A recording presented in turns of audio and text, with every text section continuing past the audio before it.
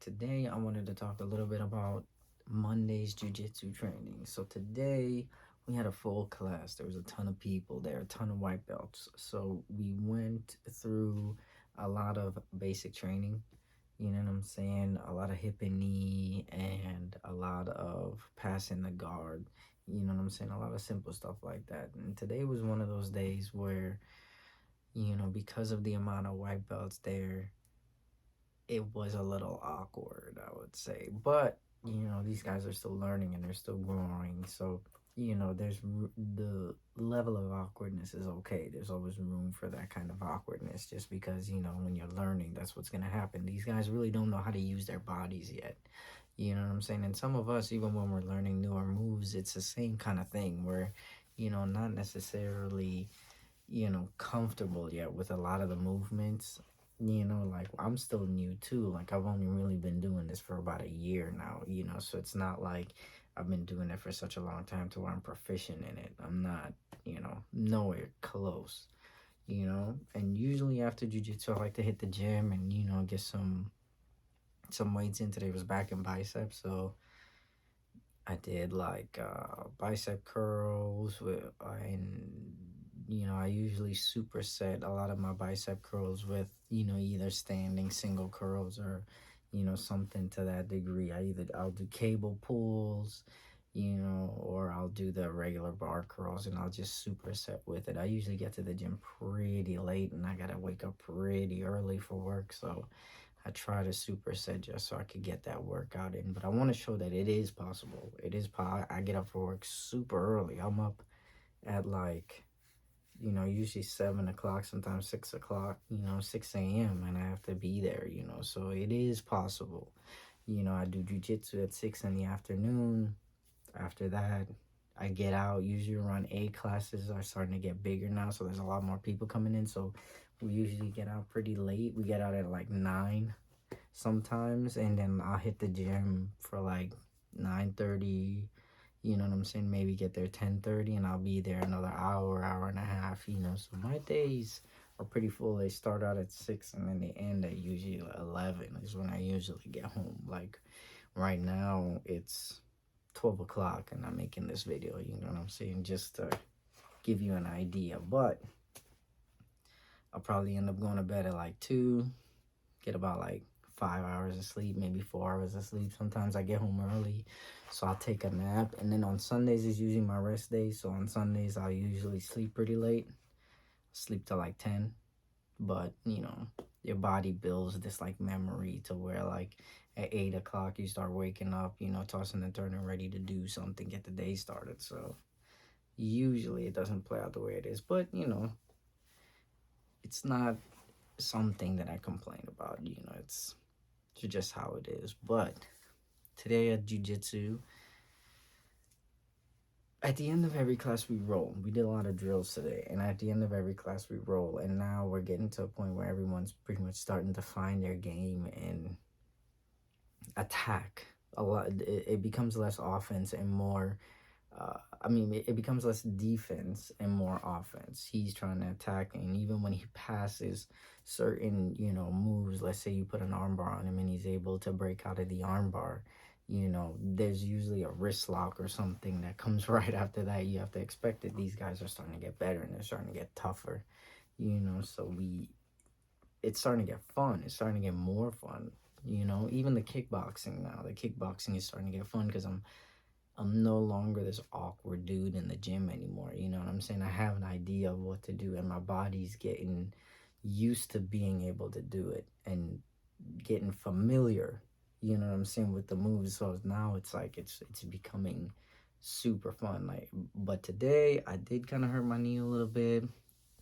Last week we were practicing a lot of knee bars and foot locks, and I was rolling with a purple belt today, and he, you know, pretty much proved to me why he was a purple belt. If you get my drift, he put me in a pretty good knee bar. Then this was right when I was trying to triangle him, so he's pretty much trying to teach me a lesson. So I get the lesson. I gotta watch for those kinds of things, especially when it comes to the triangle. You can't just triangle a purple belt. You know, that's not really gonna happen. I triangle a lot of the white belts all the time. I love the triangle. That's my favorite move. The triangle and the triangle to the armbar is also one of my favorites.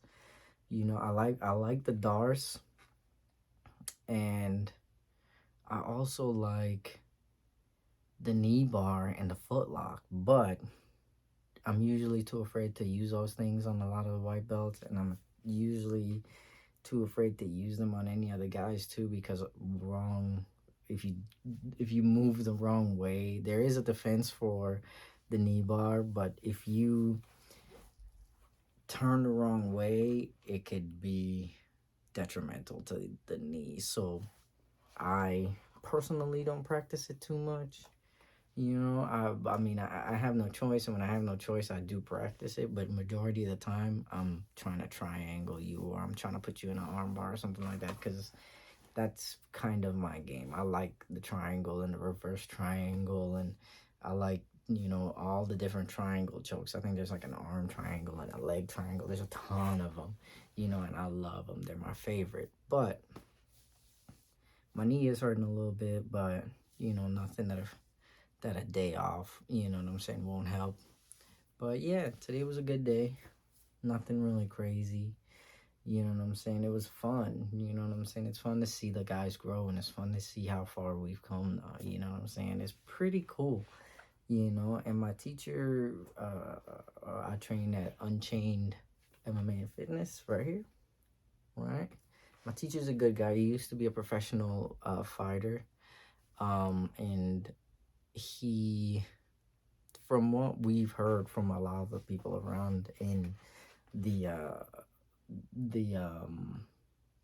area that we're in, and the fighters that know him, the way that he teaches us is a little bit more aggressive than normal, which makes sense. If you know my teacher and the life that he's had previously to the life that he's had now, you can kind of tell that he's an aggressive guy, but he's a super friendly guy.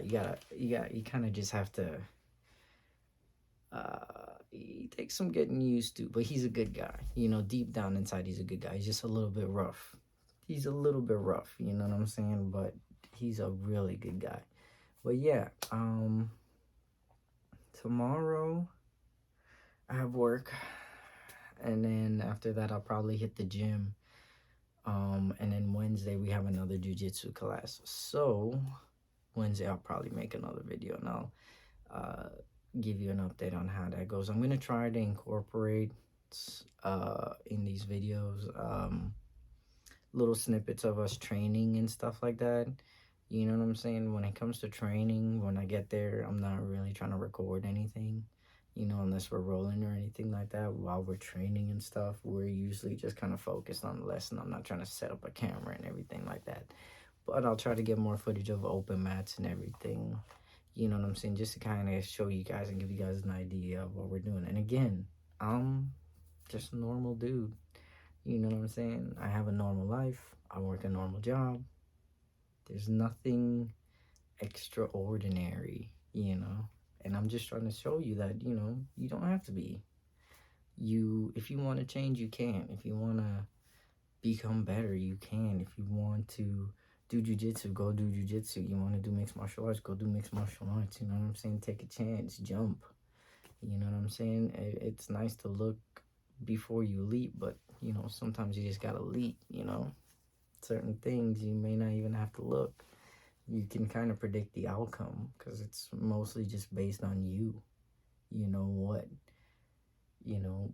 you want to do, what you want to get out of it. I know why I do jujitsu, and I know why I do mixed martial arts, and both of those things,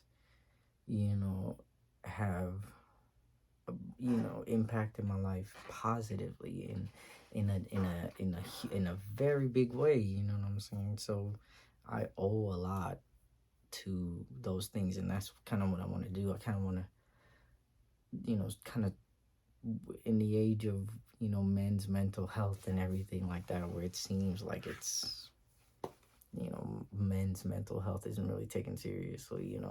I feel like this could be one of those things, you know what I'm saying, that could help you along the way. You know what I mean? It does require you to have just a pinch of toughness on your part, but you could do it.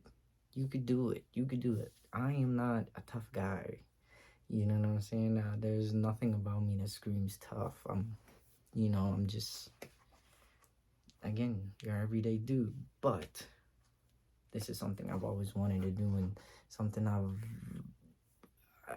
have fallen in love with. You know what I'm saying? There's nothing I wouldn't rather be doing than training, and I have more. There's so many training classes within the day that I wish I could do, but at the same time, I have a life. I have to work, and if I don't work, then I don't get to pay for the things that I love. And on top of that, there are other things that are in my life that hold me back a lot, and I'll probably end up sharing those things with you in future videos. But realistically speaking, like, as normal as my life is, it's also not easy. And that's not an easy thing to say sometimes. But hopefully this year, things turn out for the better. So, that being said, thanks again for watching. I appreciate all the love, and I will see you in the next one.